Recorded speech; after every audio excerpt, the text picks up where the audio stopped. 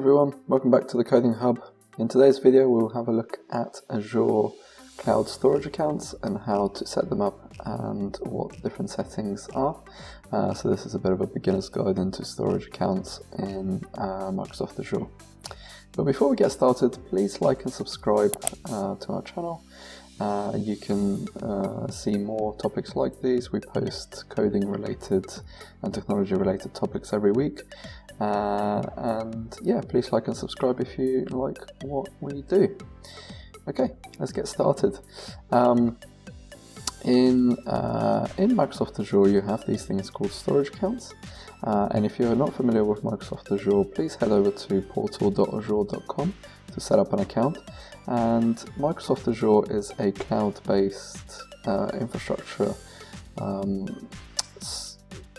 platform which allows you to create different types of services in the cloud. So storage accounts is one of those, and storage accounts are a way of storing data. So you can create storage accounts to store up to 5. Let's go back. So the description for storage accounts is: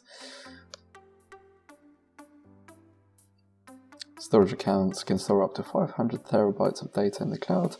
Use a general purpose storage account to store object data. Use a NoSQL data store defined in use queues for messaging process. So yeah, storage accounts you can use to store things like images and other types of files for your application. You can also create small databases which allow you to create basic storage accounts. And you can also create very basic functionality for queues, which can be useful for managing different queue processes in your application. So to get started, you can click on storage accounts in the Microsoft Azure Portal, and then you can click create storage account, which will take you to the storage account wizard. And here you can create, you can choose your subscription and resource group that you want to assign to this storage account. And if you're not familiar with Microsoft Azure, everything works in a subscription and a resource group basis. So you have your subscription, which is where most of a group of resource groups are collected, and then it gets billed to you. And resource groups are things that are logically connected. So for example, if you have an e-commerce application and you need several different resources to make that application work, you would put them all in the same resource group because they're logically mapped to the same application.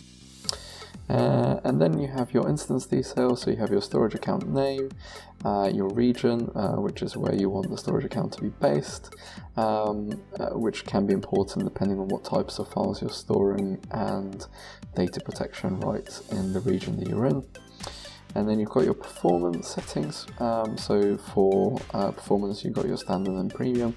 To be honest, standard is perfectly good for 99% of the applications. Premium ones are very specific requirements that you might have on your application. However, when you're creating a storage account, you probably already know that you need a premium one before you create it. And then you've got your redundancy, which basically is where you store your what happens to your storage account when something goes wrong in the region that it's in, and how you can restore that data. So geo-redundant storage is pretty good because it has a failover option for a secondary in a secondary region. So if something goes wrong in your primary region that you select, it's got a secondary region where your data is duplicated just in case. Okay, and then in the Advanced tab, you've got your security settings, so you can select stuff like your transfer protocols and access layers and stuff like that.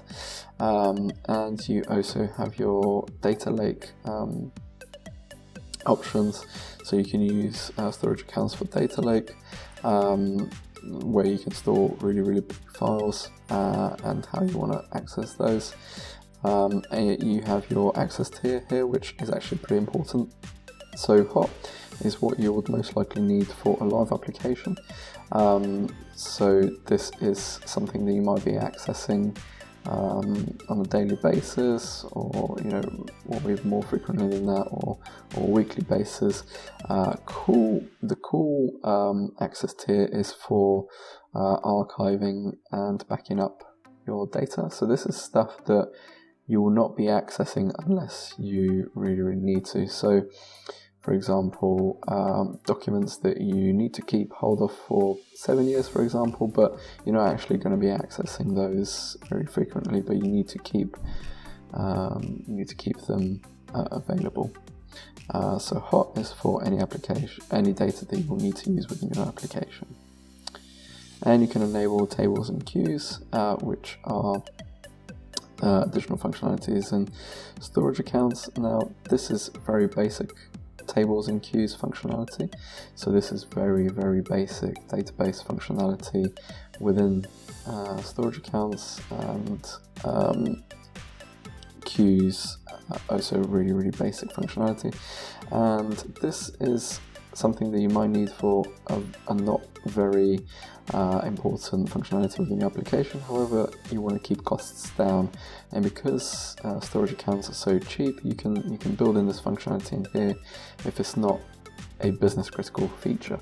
However, if it is a business critical feature, then I would recommend using a proper database or the queue system for Azure, which is called Azure Service Bus, which is your enterprise grade queue system. And then if we go into networking, we can see how you can set up your networking within Microsoft Azure, and also your public and private endpoints, which can be important for your security. Data protection, so here you can set up your recovery process and how much data you want to retain for however long, whether you want to have soft delete, which basically means when you delete something, it's not actually deleted until a specific amount of time, and stuff like that. And then you've got your tags, which is a common tab across every single resource in Azure, and that is used for just specific tagging within your reporting. And then you can create it. And I can't create it here because I didn't actually set up a lot of these information. But yeah, from here you can actually create this resource group and start using it. Now, once you've created it, you should head over to the to the subscription keys, and there you can get your connection string to the Azure Storage account, which you can then use within your application to actually connect to that storage account in Microsoft Azure.